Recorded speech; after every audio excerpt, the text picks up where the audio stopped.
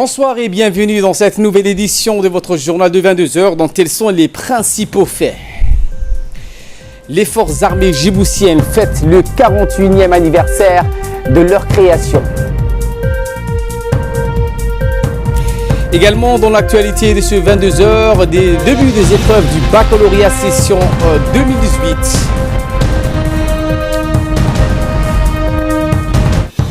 Et en nouvelles du monde, le match amical entre Israël et Argentine a été annulé sous la pression palestinienne. C'était les sommaires, bienvenue sur Télé Djibouti. Les forces armées djiboutiennes ont célébré aujourd'hui avec grandeur et ferveur et en dépit des grandes chaleurs de l'été et du mois béni du Ramadan, le 41e anniversaire de leur création. Ahmed Hamad est avec nous sur ce plateau pour nous en dire plus sur ce 41e anniversaire de l'armée nationale. Bonsoir Ahmed. Bonsoir Ali, bonsoir à tous. Effectivement, quelques 1200 hommes et femmes ont été mobilisés donc pour une présentation de leurs équipements et moyens militaires ainsi que leur participation à un somptueux défilé. Une journée historique donc Ali pour les militaires. Les forces armées djiboutiennes ont vu le jour le 6 juin 1977, soit 21 jours avant la proclamation de l'indépendance nationale. Le pays ayant acquis sa souveraineté le 27 juin 1977. Les forces armées djiboutiennes donc sont la deuxième institution après l'Assemblée nationale à avoir vu le jour exceptionnellement avant la proclamation de l'indépendance, et ce pour jeter les bases juridictionnelles du pays et assurer sa sécurité dans la protection des frontières. Et au cours de ces années d'édification et de consolidation, les différentes composantes des forces armées djiboutiennes ont démontré leur efficacité et leur loyauté. Une armée forte, fière et disciplinée s'est forgée au fil du temps, inébranlable.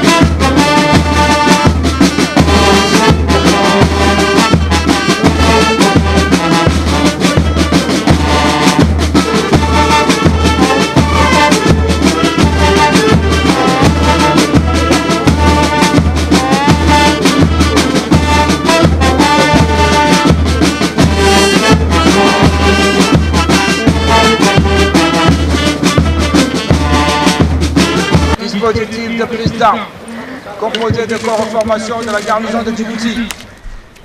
Cette cérémonie, donc, comme vous pouvez le voir sur les images, donc, a vu l'arrivée du général de corps et chef d'état-major des forces armées djiboutiennes, le général Zakaria Cheikh Ibrahim, qui a rendu dans un premier temps les honneurs au drapeau avant de passer en revue les différents éléments et corps composants des forces armées djiboutiennes.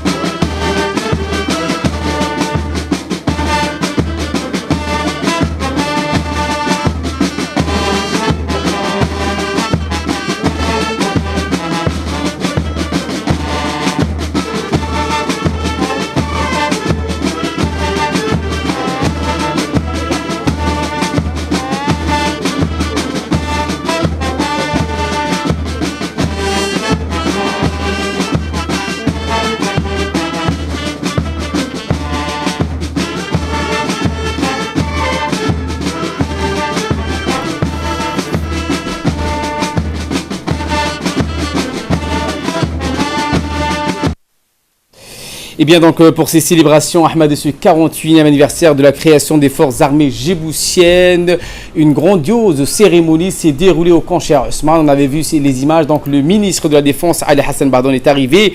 Également la présence du chef de l'État.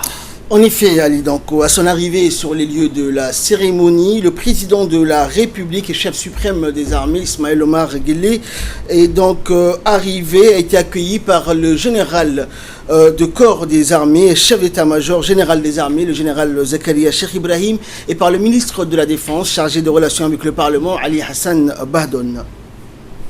Et ensuite, donc, le chef d'état-major général des armées ainsi que le ministre de la Défense ont accompagné donc le président de la République pour une revue des troupes.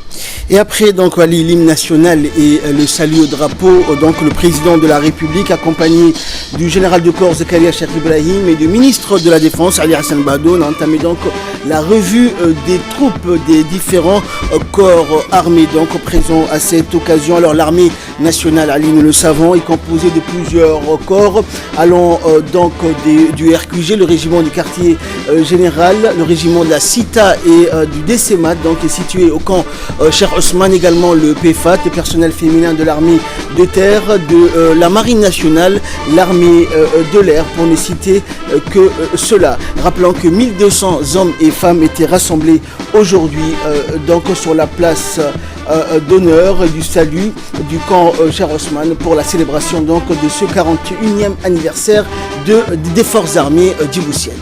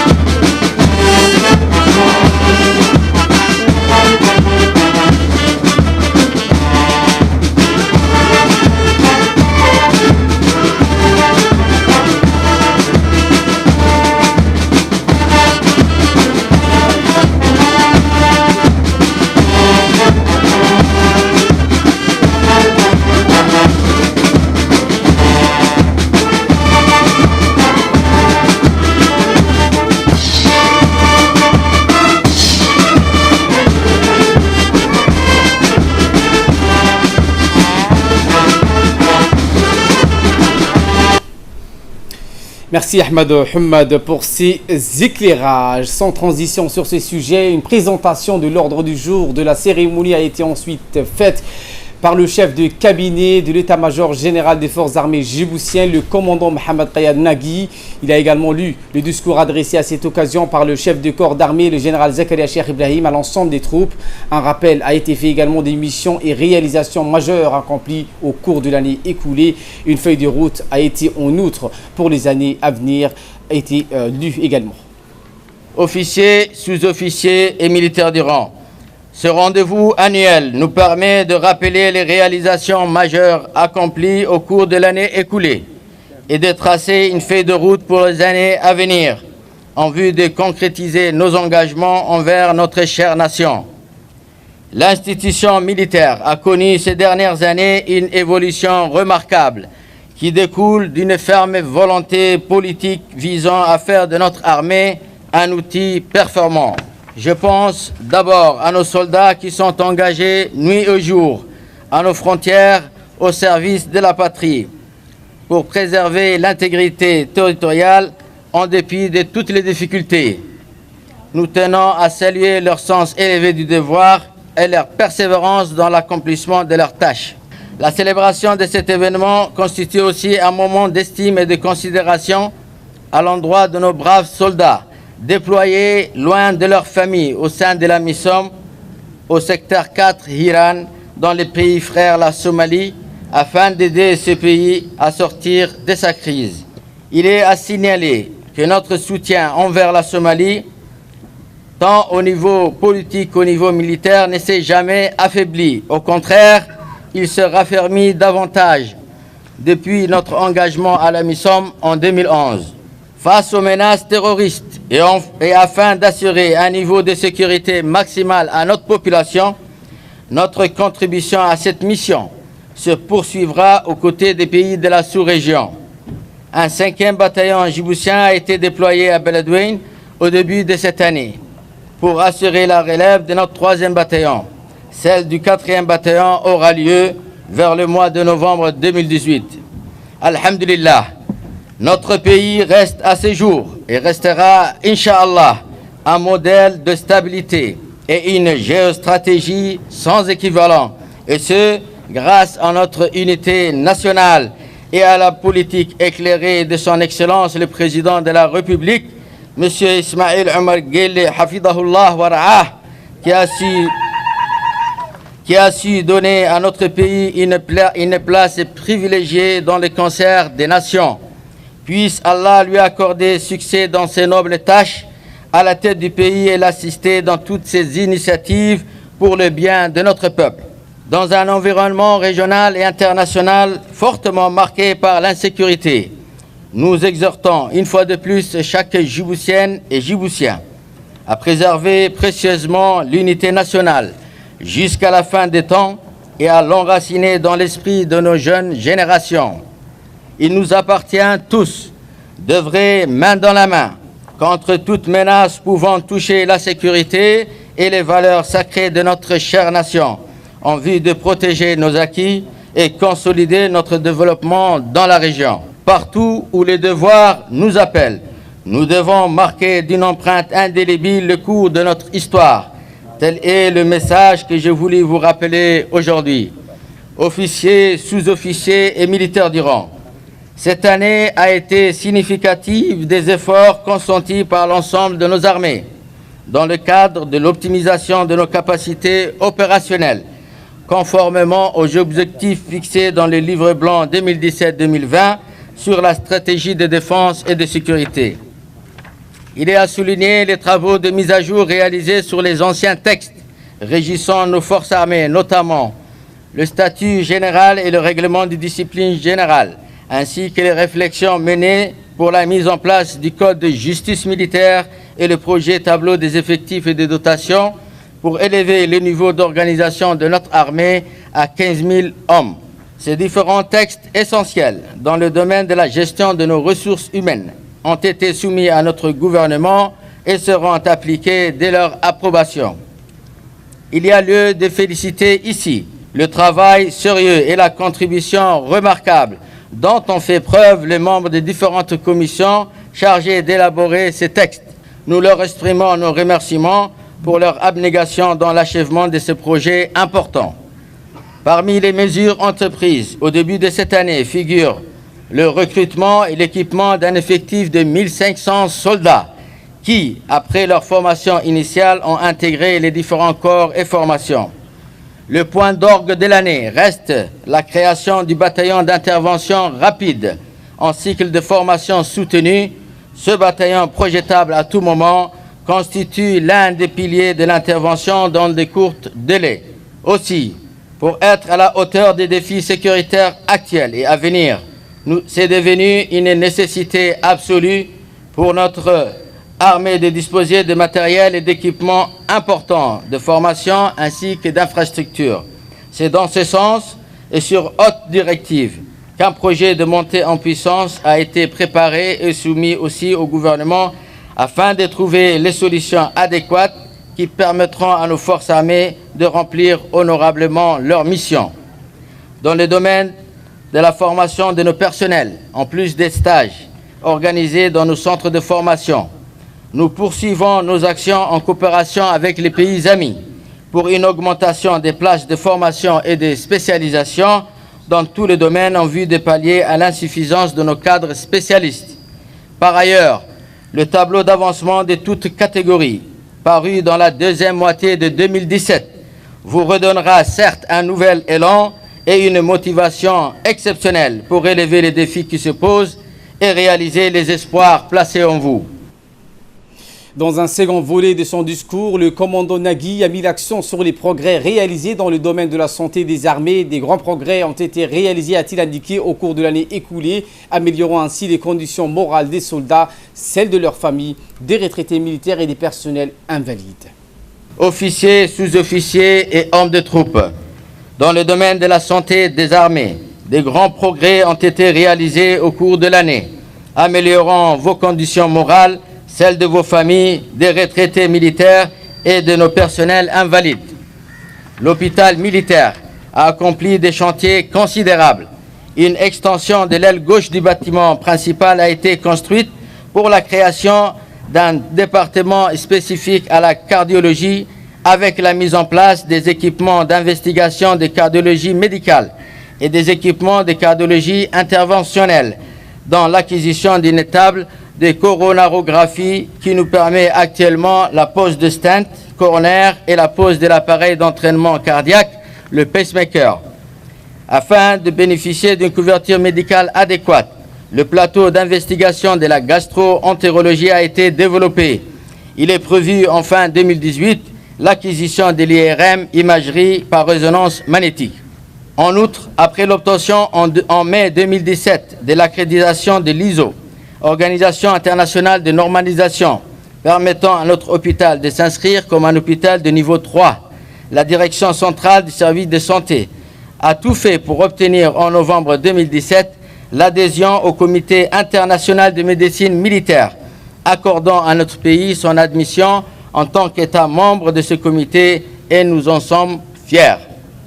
Dans le cadre du soutien moral de nos militaires et leurs familles, nous veillons conformément aux orientations de notre gouvernement à la réalisation à moyen terme de gros projets d'habitation, leur permettant de bénéficier de véritables opportunités favorisant leurs conditions de vie familiales. Quant aux difficultés en moyens de mobilité auxquelles nos forces sont confrontées depuis quelques années, il importe d'indiquer que cet obstacle est en voie de trouver des solutions avec l'arrivée de 150 véhicules de transport de troupes. Cet investissement nous impose par ailleurs d'accorder une attention particulière à l'entretien régulier et à la conservation parfaite de nos matériels, conformément à la vision du président de la République, chef suprême des armées, dans le livre blanc 2017-2020, au volet du renforcement de la sécurité de notre espace aérien.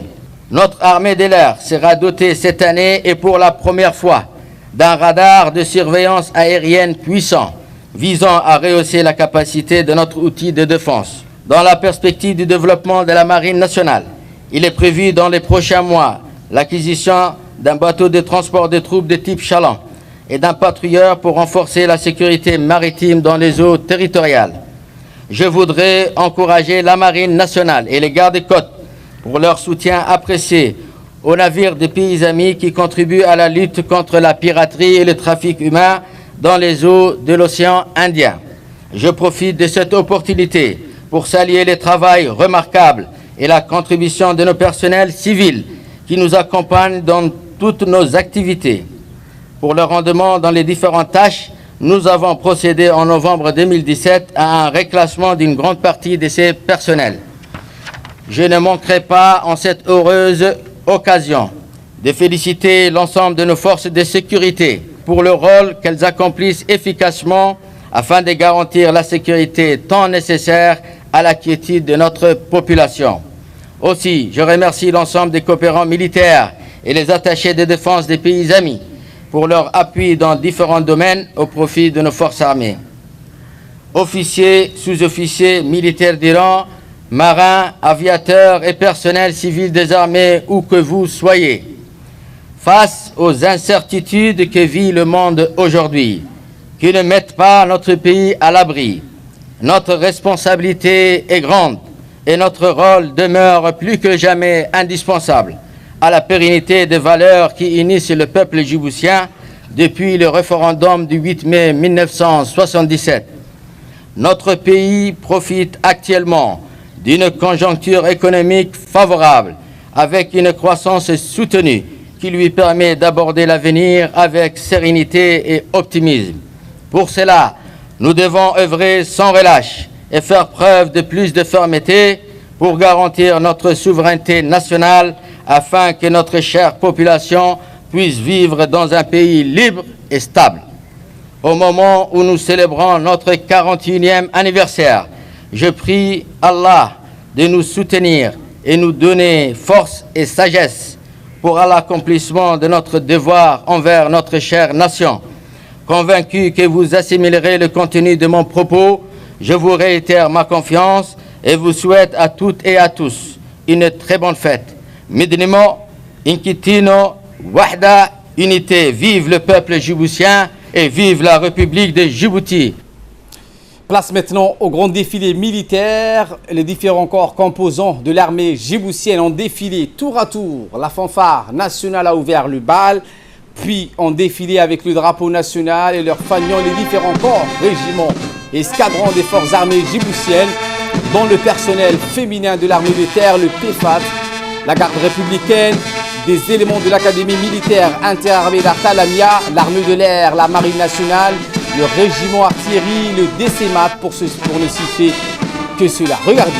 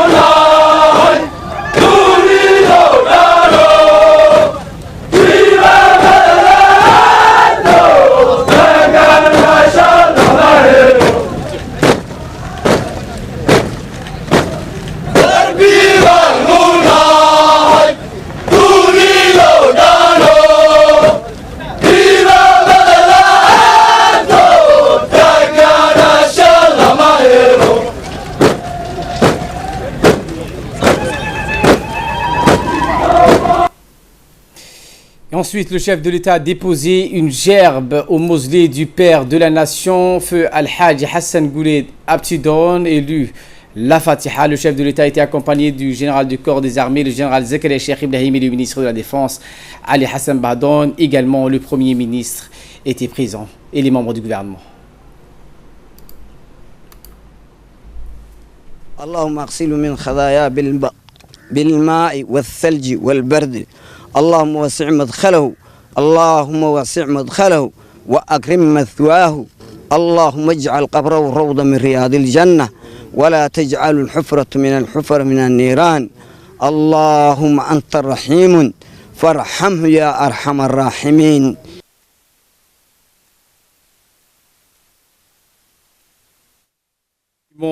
Des soldats tombés au champ d'honneur. Un verset du Saint-Coran a ensuite été récité au monument des martyrs tombés sur le champ d'honneur pour la souveraineté de la nation.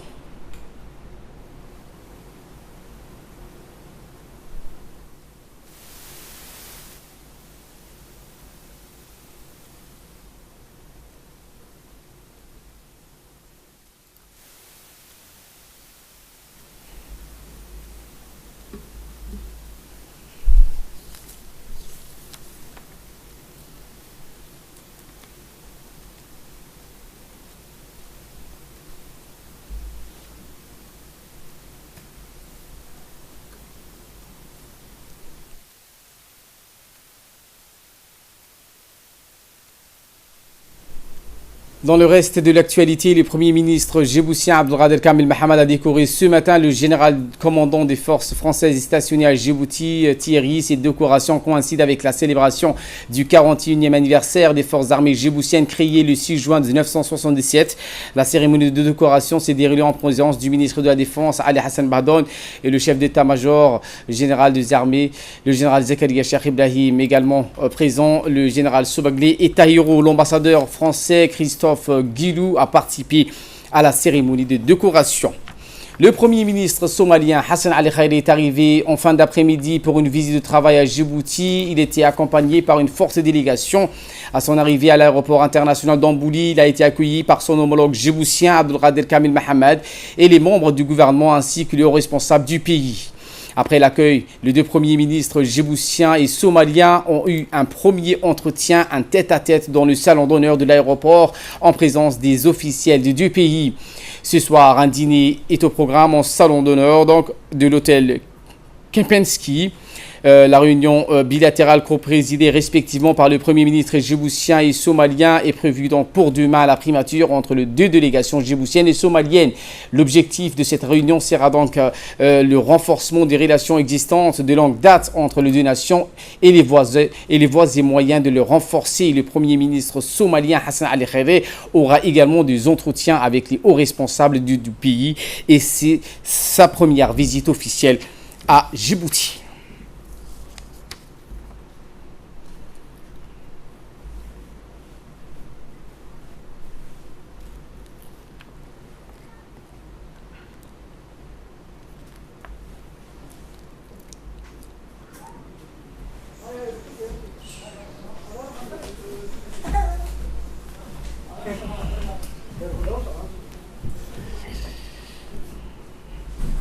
On commence avec le match.